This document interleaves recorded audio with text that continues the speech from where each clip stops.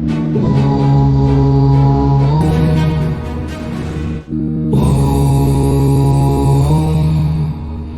आज आप मुझे बताइए कि ईश्वर की कृपा बड़ी होती है या ईश्वर पर आपका विश्वास बड़ा होता है।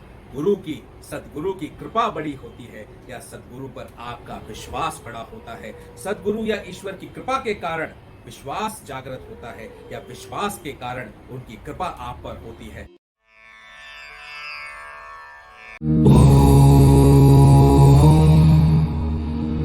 तुलसीदास जी कृत श्री रामचरितमानस में कृपा और विश्वास, इन पर बड़ा ही सुंदर श्लोक और संस्कृत की व्याख्या आती है।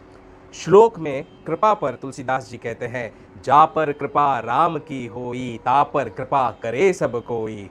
यानी जिस पर श्री राम की कृपा हो जाए उस पर सारा संसार ही नहीं संपूर्ण ब्रह्मांड कृपालु हो जाता है। और विश्वास के बारे में हरि कहते हैं, यत्पादपलवमेकमेव हि भवाम्बुते स्थितिर्षावतां वन्देऽहं तव शेष कारण परम रामाख्यमीशं हरिम।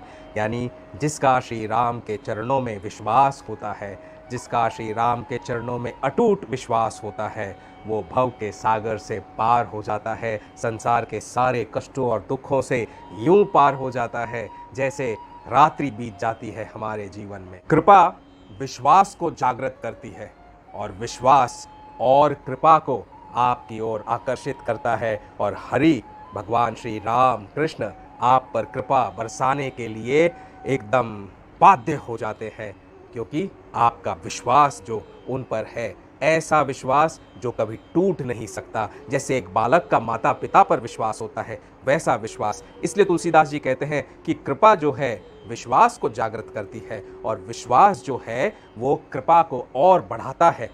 लेकिन यहाँ पर जो कन्फ्यूजन आता है वो ये, कृपा यदि विश्वास को जागृत करती है और विश्वास कृपा को आकर्षित करता है तो कृपा बड़ी हुई, विश्वास तो बड़ा नहीं हुआ।